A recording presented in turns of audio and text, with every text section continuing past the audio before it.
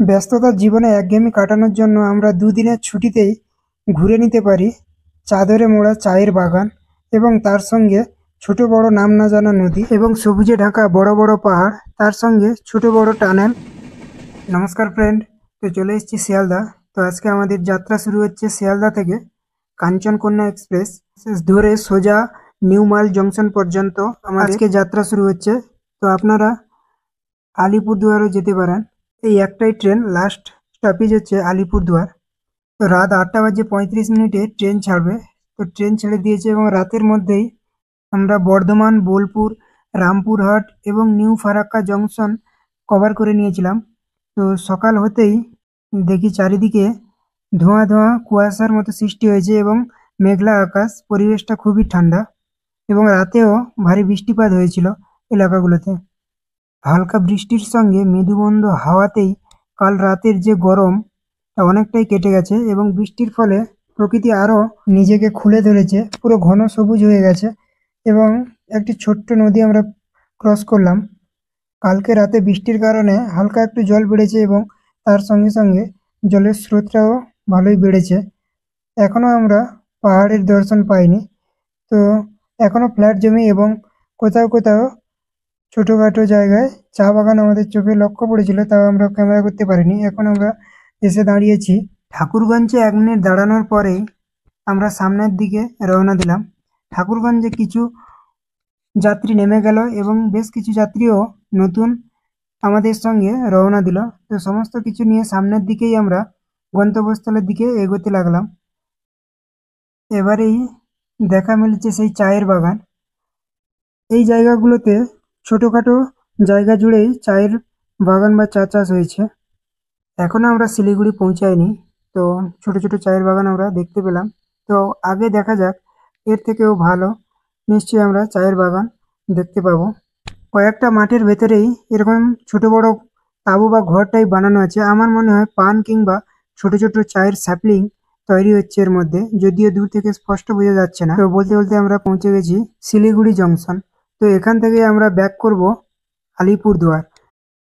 শিলিগুড়ি থেকেই Kanchankanya express direction বদল করে নিল। আমরা সামনের দিকে এসে থেমেছিলাম, এখন পেছন দিক দিয়ে ট্রেনটি চলতে লাগলো। তো আমরা এখন বিস্তীর্ণ এলাকা জুড়ে একটা চায়ের বাগানও দেখতে পেলাম। পুরো একই লেভেলে চায়ের গাছগুলো সুন্দরভাবে কাটিং করা হয়েছে, দেখে খুবই ভালো লেগেছে। এখন ঠিক চা বাগান পেরিয়েই আমরা দূরে বড় বড় পাহাড় দেখতে পাচ্ছি। সামনেটা খুব সুন্দর ফ্ল্যাট সমতল জমি এবং পেছনে বিস্তীর্ণ এলাকা জুড়েই পাহাড় আর পাহাড় মেঘে ঢেকে গেছে, যেটা বাক্যে প্রকাশ করা যায় না। তো বন্ধুরা, আপনারাও দুদিনের ছুটিতে খুব দারুণ দারুণ জায়গা এক্সপ্লোর করতে পারেন। কয়েকটা স্টেশন অতিক্রম করার পরেই আমরা ঠিক জঙ্গলের মাঝখান দিয়েই আমাদের ট্রেনটি ছুটতে লেগেছে, কারণ এটা পুরো ঘন সবুজে ভরা জঙ্গল, যার মাঝখান দিয়ে ট্রেন লাইনটি তৈরি করা হয়েছে এবং কিছু কিছু জায়গা ছোট ছোট টানেলও করা আছে, যার মধ্যে দিয়ে ট্রেনটা যাতায়াত করে। লাক ভালো থাকলেই অনেক সময় এই জঙ্গলের পশু পাখিও দেখা যায়, হাতি এবং নানা ধরনের জীবজন্তু।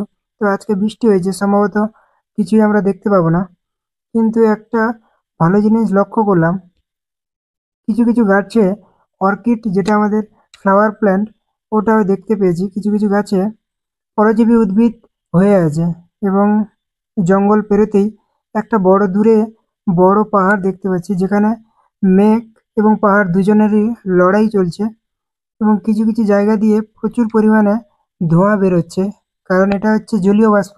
কিছু কিছু জায়গায় জলীয় বাষ্প এবং মেঘ মিলেমিশে একাকার হয়ে গেছে। দেখলেই আমরা বুঝতে পারছি যে মেঘ এবং পাহাড়ের একটা আকর্ষণীয় মিলবন্ধন এবং লড়াই চলছে।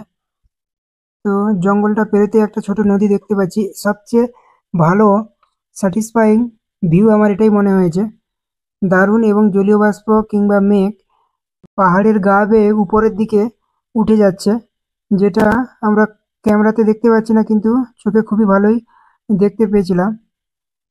তো একটা ভালো ভিউ আপনাদের সঙ্গে শেয়ার করলাম। কেমন লাগলো অবশ্যই কমেন্ট করে জানাবেন। এবং বলতে বলতে একটা ছোট টানেলও আমরা পার করে চলে এসেছি এবং এটা হচ্ছে সেকেন্ড টানেল।